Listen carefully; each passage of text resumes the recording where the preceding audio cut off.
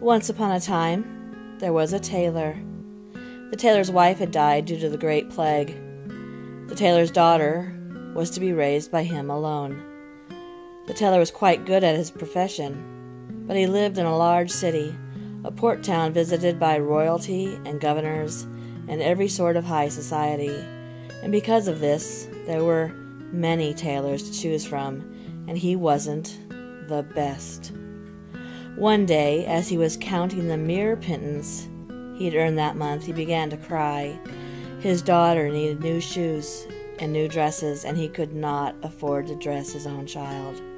Her toes showed through the old leather shoes. Her dresses were in tatters and patched where he could spare only the smallest amount of fabric from clients' new coats or ball gowns.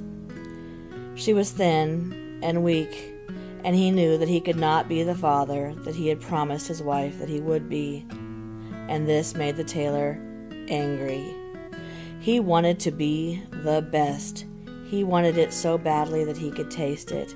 He wanted it so badly that he knew that he would give anything to be the best.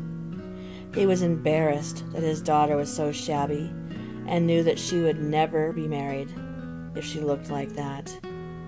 He wanted to dress the princesses, the duchesses, and fit a suit of the finest material for the governor himself. He dreamed of fabric, the finest silks, the softest velvet, the best cottons and wools.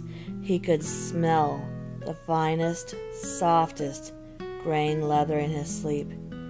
He knew that if he could just get these things, he would be the happiest man in the world.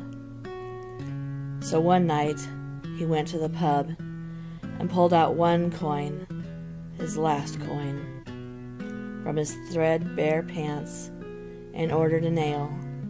The coin was meant to purchase bread for him and his daughter, but he was so unhappy. He was wanting to drink his problems away, but too poor to buy more than one ale. So he held it closely and drank it slowly as his angry tears dropped into the glass.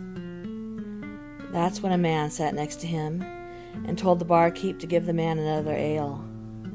"No, sir," began the tailor, "I cannot pay for another."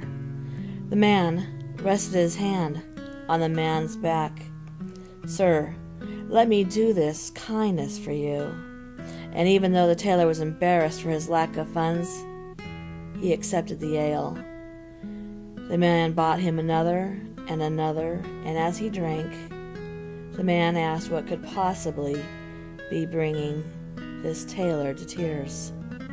When the tailor was feeling much relaxed and warm, with ale flowing through his veins, he began to tell his tale of woe and how unfair life is to this kind gentleman who looked deeply into his eyes and listened with such undistracted attention that the tailor felt as if he were talking to an old friend. Finally, as the tears dried and the anger flowed, the man put his hand on the tailor's back again and said, "Let me propose to you a business deal." The tailor slurred back, "What kind of a deal?" "I'll make you the best tailor in the world. You'll have the finest leather of the rarest kind. You will be sought after by kings and queens, summoned to castles and country estates. You'll be treated as a gentleman should be. You will be able to afford to buy yourself the finest of clothing.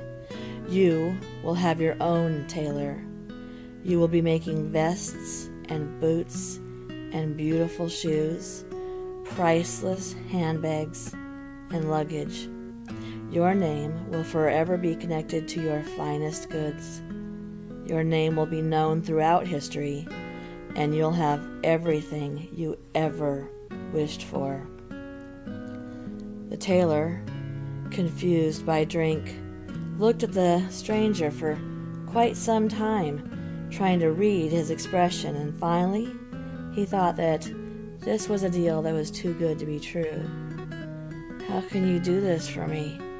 And why would you want to? You don't even know me. I don't know you." "Ah, but I do know of you. I've heard of your work. I've heard your heart, and I know the riches it longs for. I see in your eyes, and in them, the desire to give anything for fame and wealth." The tailor could hardly believe his ears when he asked, "How would this be done?" "My friend," the man said smoothly, "I ask only one thing in return." The man already knew that he'd agree to anything to achieve this dream, but he still asked, What is it?" "Simply that you sign this contract." The man slid it slowly to the tailor, who reached for it and stared with blurred eyes from the ale. "Barkeep," the tailor said, "give me a quill." Then the tailor asked where to sign and quickly scribbled his name. The man shook his hand and told him to go home, that he would arrive quite early in the morning, and he needed the tailor to be rested to begin his work. "The leather?" asked the tailor. "Let me worry about that," said the man. But this time the tailor saw something, a slight movement in the man's face, the ever so slightest movement of his lips turning upwards. At dawn the next morning, the man did show up at the tailor's home, which was also his place of business. The tailor's daughter stood beside him, and when the tailor introduced her to the man who was going to make him rich, the daughter reached out with her hand to shake the man's hand, and as he took her hand, he rubbed the skin on her arm, slowly, very slowly. The girl looked at her father, who shook his head no to tell her to shush. "Do not take away this opportunity for me." He was glaring, and then the man turned her arm over and ran a finger along her forearm, slowly, quite slowly. Finally, he spoke. "Yes, this is quite beautiful. It will do nicely." The confused tailor barked out, "What are you speaking of, sir?" The man looked up, his eyes red as fire. "Her skin, friend. Her beautiful, soft skin. The skin of a young maiden. You shall strip her of it, and by the next morn it will have grown back, and you will strip her of it again. You will make the finest shoes and handbags from it." Then the man slapped down the contract onto the tailor's table. "I own her soul now, friend. Your greed is your living hell. Now, pick up the sharpest knife you own."